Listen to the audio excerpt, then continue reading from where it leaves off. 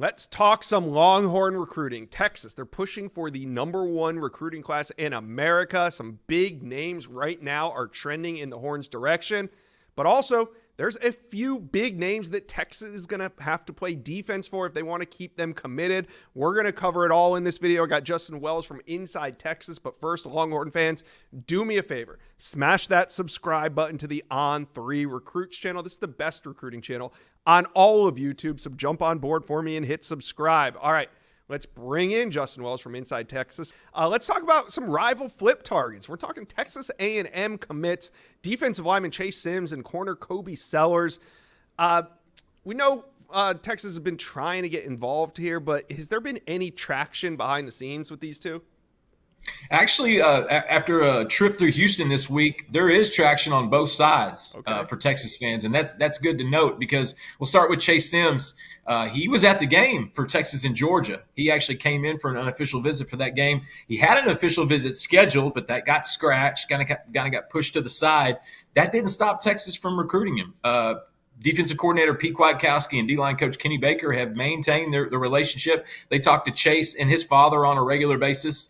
And so I think he's happy with his Texas A&M pledge. But at the same time, I think it's hard to ignore what Texas is doing and that they're making him feel like a priority. And so that's something we're definitely monitoring because I think the Horns really want him in this class. As for Kobe Sellers on the other end, you're talking about a corner that committed to A&M earlier in the year. With over 25 offers, one of the smartest kids I've ever covered. He actually played quarterback at a private school his sophomore year, won the state championship, transferred to Shadow Creek, and now he's a starter and an all-state corner for those guys. You know, he's happy with his pledge to Texas A&M. Mm-hmm. That hasn't stopped Terry Joseph. Terry Joseph talks to him at least twice a week, he told me, and that they don't even really talk about football. They talk about life and relationships and the important things that are going on day to day. And that really resonated with Kobe and his family. Unbelievable family. Like Sellers he is a culture kid 100%. Those are the type of kids that you want in your program when you're trying to get to a national championship. And so Texas isn't going to give up. You know, they love where they're at with Littleton. They would like to add another one. Kobe Sellers, in my mind, is almost a numbers buster, similar to Devin Sanchez. If they could get 3 corners in 2025, they will take them if it's the right 3. And so if you've got Caleb Chester, potentially Littleton, joining that group, Sellers would be that third if they could get him. So the key there is just to try to get him on campus in the next 2 weeks. Texas is not letting up. So now we got to talk about maybe Texas playing a little defense down the stretch. This weekend, it was announced that Jaime Ffrench, wide receiver, 5-star wide receiver out of the state of Florida, is going to be visiting the Florida Gators. And the news kind of ties in with another major development in the Florida market, and that is QB Tramel Jones. That is Jaime Ffrench's teammate is being predicted to flip that commitment. Well, he decommitted from FSU today, eventually commit to UF. So this weekend, there's a good chance that both Tramel Jones and his wide receiver, Jaime Ffrench, will be in Gainesville this weekend. So are we not talking enough about this Jaime Ffrench UF connection, or is Texas playing defense already on this? You know, we may not be talking about it enough. I honestly, I don't think Texas feels like they have to play defense with Jaime Ffrench at this stage. They have got an incredible relationship and bond there, and he's already connected so much with not only the current players, but some of the recruits in the 2025 class. And you and I have talked about Jaime Ffrench 100 times. He might be one of the most delightful kids in the cycle. But yeah, we reported yesterday that Tramel Jones was going to be joining him on campus. We actually predicted that he was going to decommit from Florida State. So that came to fruition this morning. That's a good way to get their attention. You know, if you want Jaime Ffrench, why don't you? He's really close to his quarterback, his teammate. They don't get much closer. But here's the big deal. I think this is all stemming from Florida coming out and giving a vote of confidence for Billy Napier.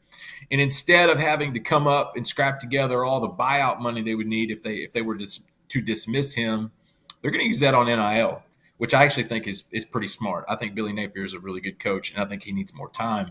Plus, they got a great young quarterback in DJ Lagway, and so there's something there to Florida. There really is.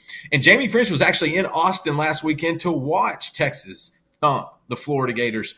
And so, honestly, I think this is Ffrench just being thorough. I think this is Ffrench going with his friend. I think this is Ffrench kind of just keeping his eyes up, keeping his options open. Again, there is on the Texas side, there seems to be supreme confidence that he's locked into the Horns and they feel good there. But they may have to play a little bit of defense if he comes out of that official visit because it is an OV. They may have to play a little bit of defense because Florida's going to come probably with a pretty big, nice, sizable NIL offer. And in this day and age, when we're dealing with 5 stars, those are data points that factor into the recruitment. And so we're going to have it's going to be interesting to see what Gators Online. They have been doing a great job this week. Give a lot of those guys over there, Keith Neighbor and Corey Bender, a lot of credit. Yeah. They do a great job over there, keeping everything going. I think they played a little defense with Myron Charles, who we'll talk about next. But with Jaime Ffrench, I don't think Texas has anything to worry about at this moment. But, man, we're 3 weeks from National Signing Day. And for anybody that covers recruiting, when it comes to out-of-state commitments, you better pay attention the last month because that's when it gets a little hairy. Absolutely. And that's, a lot of times visits don't change a whole lot. But at the end of a cycle, if UF beats LSU at home at night in the swamp, which I don't know if they can get that done. But if they do, you better wait and see what Jaime Ffrench has to say coming out of that one. We're going to keep an eye on it, but I'm with you. Now let's talk a little Myron Charles, because there was a brief moment earlier this week where he was supposed to be at UF this weekend on a visit. Maybe that's off now. What's going on between Myron Charles, UF, and Texas? Well, Myron Charles has a good friend on the Florida defensive line named DeAndre Robinson, who coincidentally was committed to Texas last year, flipped to Florida, wanted to stay close to home, and I completely understand that. That's normal. Florida hasn't let up, though, on Myron Charles. And like I said, this shift in NIL allocation, instead of using it for buyout money, they're looking down the line of guys that they want to flip in the state, the guys that they could sell on. Hey, stay closer to home, stay closer to us. I think that's a big factor. But with Myron Charles, I get a sense that once that report came out that Charles was going to take a visit to Florida, I think whereas Texas was very confident with Jaime Ffrench, I think with Charles, they wanted to squash that pretty quick. And, these guys are usually pretty good about letting the coaches know where and when they're going to go and things of that sort. If you remember the recruitments of C.J. Baxter, he took a ton of trips to Florida State. Sure. If you remember the recruitments of Jarrett Gibson, he took a handful of trips to Florida, the hometown team.